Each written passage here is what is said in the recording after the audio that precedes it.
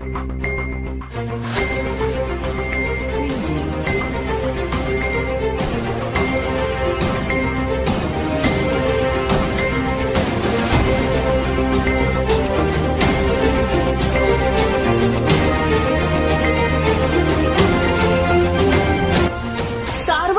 News Maharashtra. Sanjay Raut काय बोलतात त्यांच्यावर जी सत्यता असते ती कुठे लपत नसते। आपण पाहत आहात की बहुतेक संजय राऊत यांना त्यांची विधानसभेमध्ये काय परिस्थिती होणार आहे हे कळले आहे।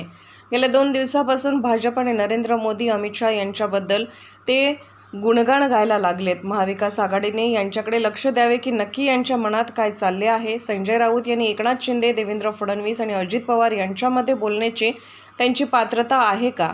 संजय राऊत सोसायटीचे अध्यक्ष आणि सेक्रेटरीची निवडणूक पण लढलेले नाही आहेत। जे लोकांमधून निवडून आले आहेत त्यांच्यावर टीका करू नये। प्रथम जिथे तुम्ही राहता तिथे तुमच्या पक्षाचा नगरसेवक निवडून आणून दाखवा। आम्हाला काय मिळेल याची संजय राऊत यांनी काळजी करू नये। ज्या राहुल गांधी यांनी तुम्हाला फाट्यावर मारून सांगलीत आले आणि विधानसभेची पहिली जाहीर सभा त्या विधानसभा मतदारसंघात घेतली। आधी काँग्रेसने तुम्हाला तुमची योग्यता दाखवली आहे, पहिले ते बघा, मग आमच्यावर टीका करा। गणेश भक्त 10 दिवस भावभक्तीने गणेशाचे पूजन करतात। आज विसर्जन आहे, पुढच्या वर्षी गणेश उत्सवाची वाट बघत बाप्पाचे विसर्जन करणार आहेत। भ्रष्टाचाराचे आरोप आणि आता जामिनावर सुटले आहेत। अरविंद केजरीवाल यांनी संपूर्ण दिल्ली राज्याला फसवले आहे। ते जामिनावर सुटले आहेत याचा अर्थ ते आरोपी नाही तसे नाही, पूर्ण सरकार भ्रष्ट आहे। नवीन मुख्यमंत्री काय करतात ते बघू।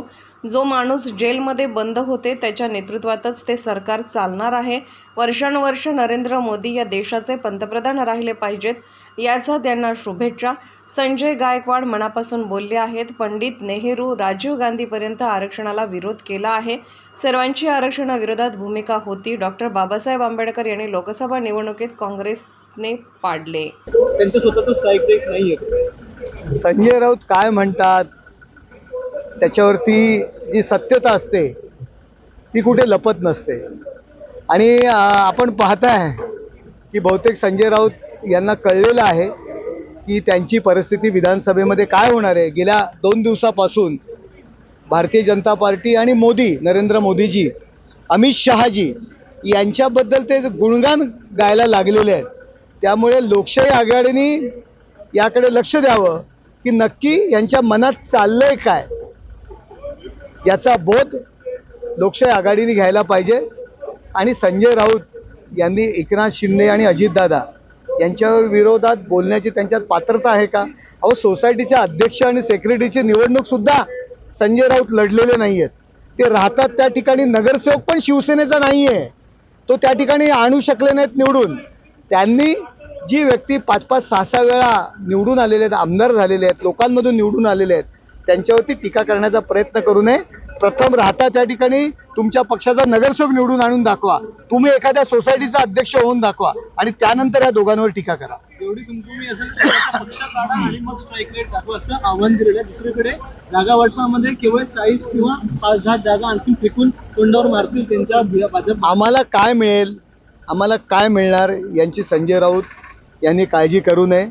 ज्या राहुल गांधी यांनी तुम्हाला फाट्यावर मारून सांगलीमध्ये आले, ज्यांनी सुपारी आपण ज्यांची घेतली होती ज्या रेती माफियांची, आणि त्यांना निवडणुकीत पाडलं अपक्ष उमेदवार उभा करून, आणि महाराष्ट्रामध्ये पहिली मीटिंग, पहिली जाहीर सभा विधानसभेची त्या मतदारसंघात घेतली।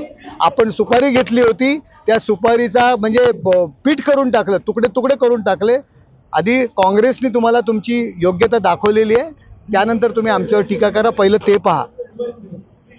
भ्रष्टाचार के आरोप और उनको जामीन पे छूटना, उन्होंने पूरे दिल्ली राज्य को फंसाया है।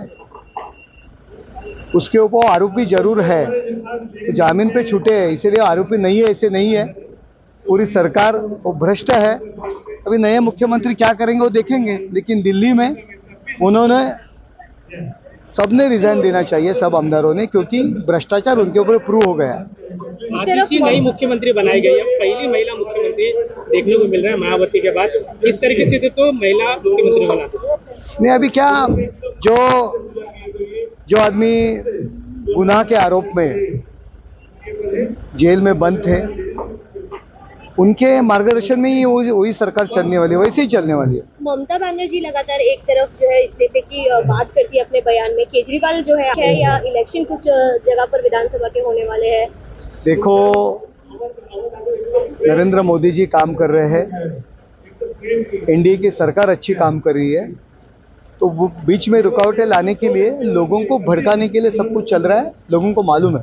प्रधानमंत्री जी का जन्मदिवस है और सालों साल माननीय नरेंद्र जी मोदी देश के पंतप्रधान रहना चाहिए, यही उनको शुभेच्छा है। संजय गायकवाड़ ने जो है राहुल गांधी को संजय गायकवाड़ जी वो दिल से बोले हैं, नेहरू फैमिली से लेके इंदिरा गांधी से लेके राजीव गांधी तक, ये सभी ने आरक्षण का विरोध किया है।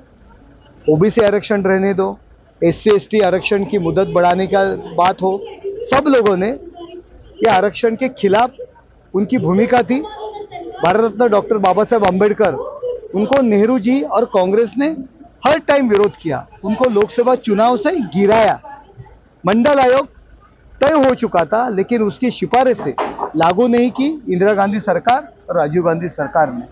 वो ओबीसी आरक्षण का जो इम्प्लीमेंट करने का था, वो नई सरकार आने तक राह देखना पड़ी, तो उसके लिए आरक्षण बंद करने की बात राहुल गांधी कर रहे, लेकिन एक भावना है उनकी, वो ग्रामीण इलाके से आते हैं, कि उनकी भावना है, वो भावनाएं उन्होंने व्यक्त की। गणेश जी का विसर्जन है, किस तरीके से विसर्जन? देखो, गणेश भक्त 10 दिन 11 दिन बड़ी प्रेम भावना से गणपति के पूजन करते हैं। आज विसर्जन है, आने वाले गणपति की राह देखते हुए गणेशोत्सव की वो विसर्जन करेंगे। संभलतापूर्वक ये गणेश विसर्जन करो, यही मैं उनको सदिच्छा दूंगा।